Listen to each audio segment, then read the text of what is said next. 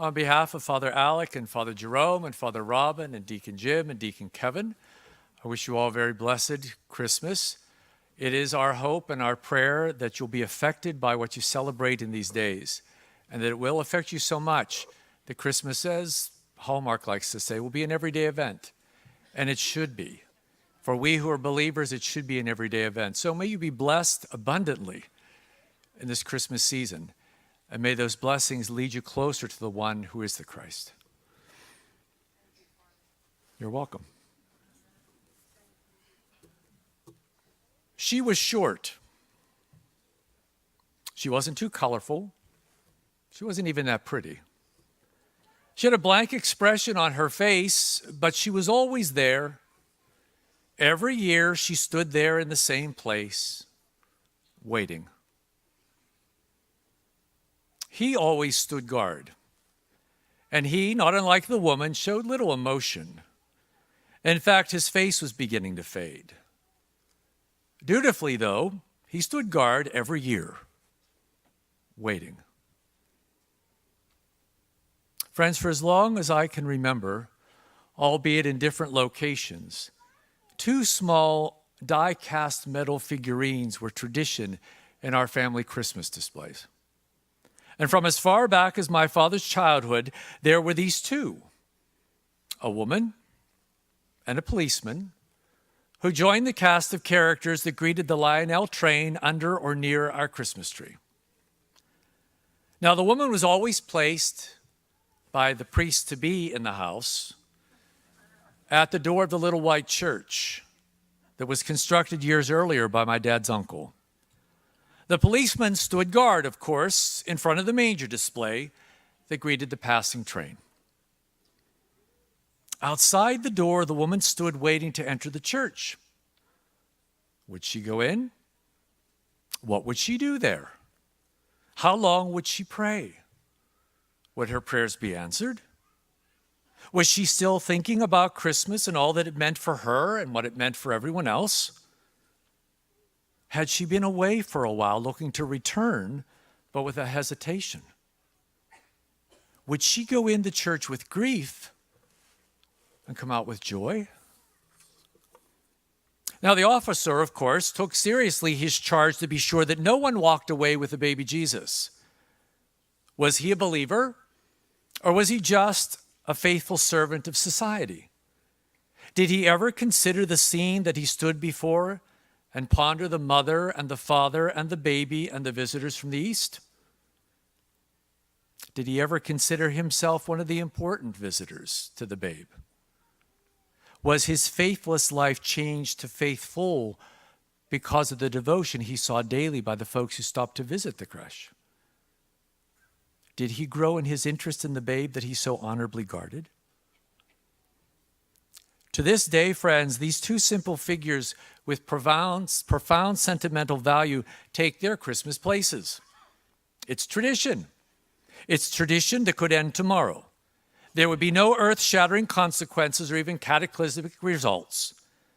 But for this simple priest who tries every year to relive some fashion the childhood Christmases, their presence is required. Their stories, although hypothetical, could be the stories of many of us who sit here tonight.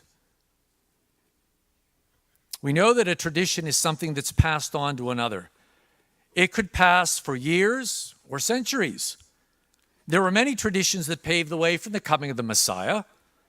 The prophecies and the stories that ancient parents would tell their children about the great movements of God in their lives and how God promised to send someone who would be like no other. The great Isaiah spoke of the wonder counselor, the one who would come to direct and guide. He spoke of the God hero, the one who would be greater than all other leaders. He spoke of the Father forever, the one who would care for them with love and mercy and concern. And he spoke of the Prince of Peace, the one who would not harm or lord authority over his people, but use that authority to bring contentment and solace and relief and peace. The traditions would speak of a coming Messiah who would direct his people to love, not to hate, to care for, not to abandon, to respect and not to denigrate, and to be selfless, not selfish. He would come among his people to bring something new to their lives. He would extend the hand of God to receive the hand of humanity. And in the incarnation and taking on human flesh to be visible and recognizable, God the Son assumed two hands to pass on something greater than human tradition, reaching out to grasp the hands of humanity with hands that would heal, hands that would assure, hands that would forgive, to comfort the disturbed, to forgive the sinner, to welcome the stranger, and to experience pain from sin that was not his own. What he would pass on to us would last beyond eternity. In the narrative of the birth of the Lord, we hear of the good news being passed on from one to another, from angels to shepherds, from a star in the sky to three men of the east. From one to another, the message of God's promise of a Redeemer was carried. It was good news to all people. It deserved to be passed. And eventually the message would come from the lips of the Messiah himself, who would gather followers to carry the news to the entire world and to us in this 21st century. It's now our responsibility, after being touched by the Christmas event, to desire with our hearts to pass on the story, to live the reality, to give voice to the gospel to those who don't know Jesus as the Prince of Peace, and to those who refuse the challenges of being his followers. It's also a chance for us to allow God to strengthen us in who we are as Christians, so that the message of Christmas will not only be something that we know in our minds, but fill in our hearts and evidence through our actions. Friends, Christmas and its message evaluate us and our Christianity. How many of us are standing at the door of the faith, hesitant to accept, curious about the entrance and what it would mean, curious about the challenges that would be on the other side of that door? How many would decide not to enter because of what's expected? How many are too busy to enter and accept? And how many have entered and are so very glad that they did? Christmas challenges us to improve our practice of faith. How many are standing guard, proud of the faith that's been passed on to us, and desiring with all of our energy and talent to preserve it, careful to defend it? Or if we're weak in faith, are we moved by what we see to a change that lasts beyond the season, to a new tradition of faith in the Son of God? Friends, did you ever consider the manger and ponder the mother and the father and the baby and the visitors from the east? Did you ever consider yourself one of the important visitors to the babe? This holiday is steeped in many traditions. Minor ones like the train display and its population, and major ones like what we celebrate tonight as a spiritual family. The profound event of the birth of the Messiah can cause us to stop and consider our own place in a much bigger and greater scene, all the while admitting that we are the reason for the birth. We are the benefactors of the arrival of the long-awaited Messiah.